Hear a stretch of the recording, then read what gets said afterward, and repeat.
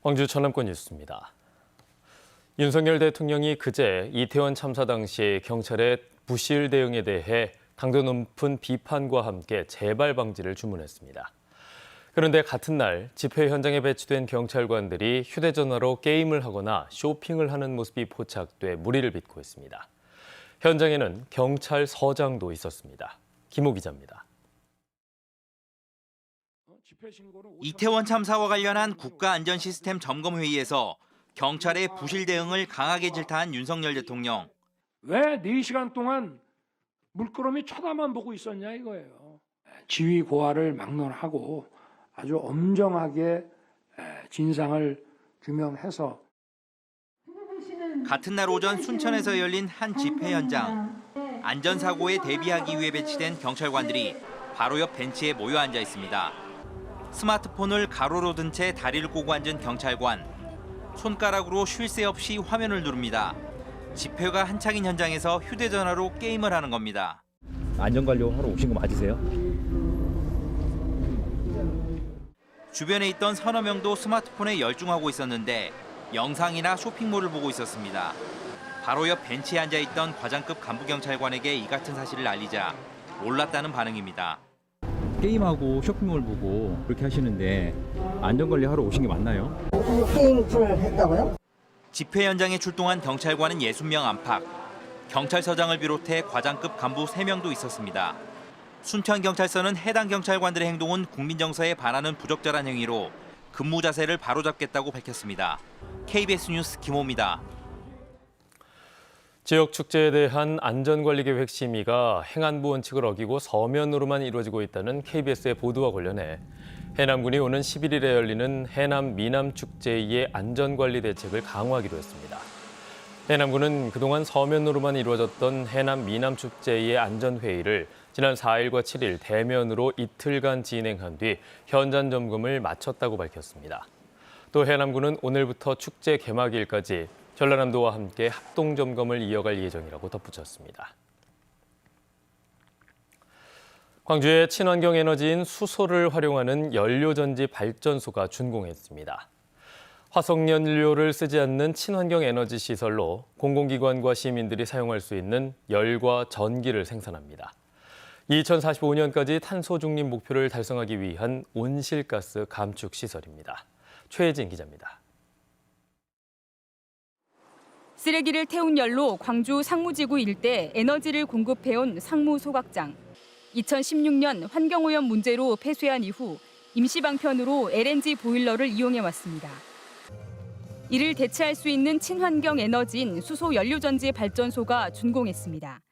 한국중부발전 등 4개 업체가 815억 원을 출자한 첫 민간 투자 방식으로 국내에서 처음 LPG와 LNG를 선택적으로 이용할 수 있는 연료전지 시설이 구축됐습니다. 사업 개시를 계기로 광주광역시의 지역 발전을 위해 향후에도 지속적인 상생 협력 관계를 구축할 수 있도록 최선의 노력을 다하겠습니다. 연료전지 28대를 이용해 LPG나 LNG에서 수소를 분리한 뒤 수소를 산소와 반응시키고 이때 나오는 열을 광주시청 등 26개 기관과 아파트에 공급하는 겁니다. 열과 함께 전기도 생산합니다. 연간 전기 생산량은 9만 5천 메가와트시로 3만 3천 가구가 사용할 수 있는 양입니다. 화석 연료를 사용하지 않은 친환경적인 에너지 생산 방식으로 광주시가 추진하는 탄소 중립 계획에도 포함됐습니다. 연간 온실가스 12,500톤을 감축할 수 있는 발전량입니다.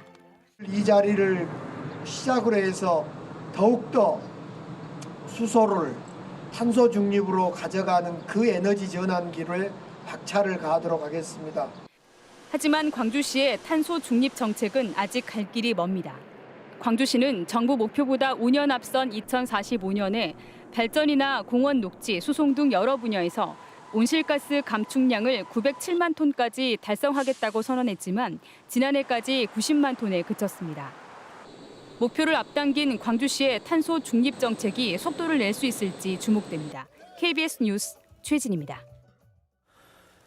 광주 경실련이 성명을 내고 광주 도시철도공사 사장으로 강기정 사장의 선거 캠프 출신 인사가 내정됐다는 이른바 낙점설이 제기되고 있다며 강 시장이 이에 대해 명확히 해명할 것을 촉구했습니다. 경실련은 또 광주시의회 인사청문특별위원회가 후보자에 대한 전문성과 리더십을 철저하게 검증해야 한다고 강조했습니다. 도시철도공사는 사장 공모에는 공사 출신과 강 시장 캠프 출신 등 2명이 응모했으며 공사 임원추천위원회가 서류와 면접 심사를 거쳐 강 시장에게 복수로 추천할 예정입니다. KBS가 최근 활력을 되찾고 있는 한국 조선산업의 경쟁력을 점검하고 미래 조선기술의 방향 등을 가늠해보는 기획보도를 3차례에 걸쳐서 마련했습니다. 오늘은 그 첫 번째 순서로 국내외에 불붙고 있는 액화 천연가스, LNG 운반선의 수주 실태와 이제 걸음마를 떼기 시작한 전기 추진 선박 현황 등을 취재했습니다. 김광진 기자의 보도입니다. 현대삼호중공업 조선소에서 거대한 LNG 운반선이 모습을 드러냅니다. 올해 국내 조선소에서 수주한 이런 LNG 운반선은 벌써 100여 척. 국내 조선업체들이 수주한 전체 선박 물량의 절반가량을 차지합니다. 최근 우크라이나 전쟁 등의 영향으로 전 세계의 LNG 수요가 급증한 가운데 국내 조선소들이 전 세계 LNG 운반선 발주량을 거의 싹쓸이한 것입니다. LNG 선박 수요 폭발은 기존 선박이 국제해사기구 IMO에서 정한 이산화탄소 감축 계획을 충족하지 못해 선박 연료를 대체하려는 수요가 크게 늘었기 때문이기도 합니다. 이 때문에 새로 발주하는 선박들 상당수가 LNG와 경유등을 모두 사용 가능한 이중 연료 엔진을 탑재하고 있습니다. 전통적인 중유를 써서 그 선박을 추진하게 되면은 그 IMO 그 규제를 만족하지 못합니다.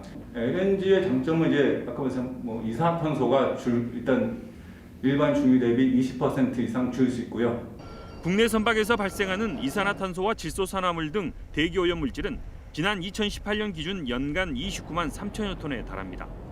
이런 가운데 해양수산부는 최근 전기 자동차처럼 배터리와 모터만으로 운항하는 전기 추진 선박 건조에도 나섰습니다. 노르웨이나 독일 등에서 운항 중인 전기 추진 차도선이나 여객선을 개발하겠다는 계획인데 아직 초기 단계입니다. 배터리 셀 자체는 국내가 제일 잘하니까 문제가 없는데 선박에 적용하고 유지 보수나 관리하는 기술 측면에서는 아직 유럽하고는 작게는 한 5년, 길게는 10년 가까이 차이가 나고 있다고. 전 세계 조선업계가 온실가스 감축을 위한 저탄소나 무탄소 선박 개발을 위해 이미 치열한 항해를 시작했습니다. KBS 뉴스 김광진입니다. 전남 지역의 시민사회단체들이 정부의 이주호 교육부 장관의 임명 철회를 요구했습니다. 전남 교육회의 등은 어제 국민의힘 전남도당 앞에서 기자회견을 열고 이 장관은 MB정부 당시 교육 양극화와 특권학교, 입시 종속 등 통제 중심의 교육 암흑기를 이끈 장본인이라며 이 장관의 임명 철회를 촉구하고 협력과 평등의 교육 정책을 위한 투쟁에 앞장서겠다고 밝혔습니다. 목포지방해양수산청은 올해 3분기 목포항 항만 물동량이 19,012톤으로 지난해 같은 기간보다 6% 증가했다고 밝혔습니다.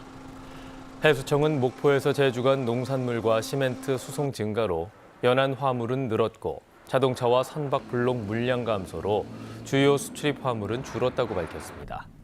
3분기 목포항의 화물 비중은 연안이 74%, 수출입이 26%입니다. 전라남도가 누룽지 향이 특징인 고품질 쌀 백세미의 생산과 가공을 맡긴 곡성 석곡농협 방앗간 중공식을 열었다고 밝혔습니다. 총 사업비 36억 원을 들여서 완공한 석곡농협 방앗간은 연간 처리 능력 1,100톤 규모의 친환경쌀 도정시설과 10톤 규모의 누룽지 가공시설 등을 갖췄습니다. 전라남도는 방앗간이 친환경 농가의 생산과 출하, 가공을 일괄 지원하게 됐다고 설명했습니다. 여수시의회가 한국전쟁 당시 여수 이아포 두류기어 해상에서 발생한 미군 폭격 사건 진상규명에 대한 국회 차원의 지원을 요청했습니다. 여수시의회 미군 폭격 사건 특별위원회는 이채희 국회 행정안전위원장, 정근식 진실화해를 위한 과거사 정리위원장, 지역 국회의원들을 차례로 만나 진상규명을 위한 유해 발굴과 침몰 선박의 인양 필요성 등을 호소했습니다. 이아포 미군 폭격 사건은 1950년 8월 3일 여수 남면 안도리 인근 해상에서 제주도로 향하던 피난선을 미군기가 기총 사격해서 승선자 250명 가운데 다수가 숨지거나 다친 사건입니다.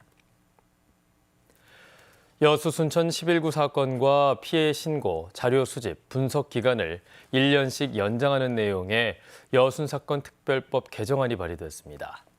더불어민주당 주철현 의원이 발의한 개정안은 실무위원회가 구성된 날부터 1년인 진상규명 신고 기간을 2년으로, 현재 2년으로 돼 있는 자료 수집 분석 기간을 3년 이내로 연장하는 내용을 담고 있습니다. 현재 신고 마감일은 내년 1월 20일로 70여일이 남아있지만 접수 건수는 3,300여 건에 그치고 있습니다.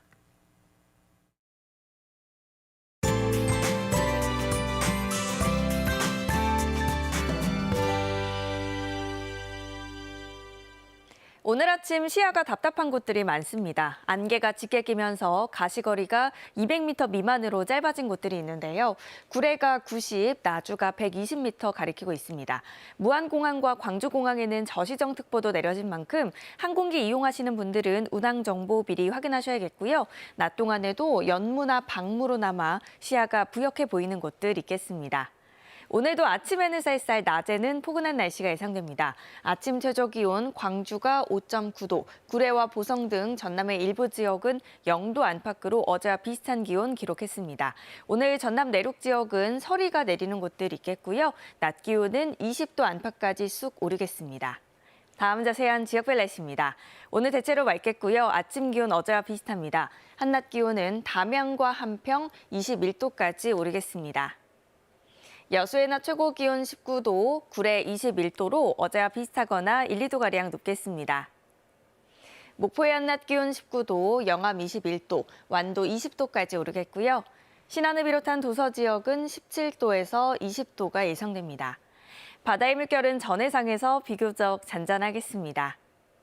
토요일과 일요일에 비 소식 나와 있고요. 비가 그치고 일요일 낮부터 쌀쌀해지겠습니다. 날씨였습니다. 뉴스를 마칩니다. 여러분 고맙습니다.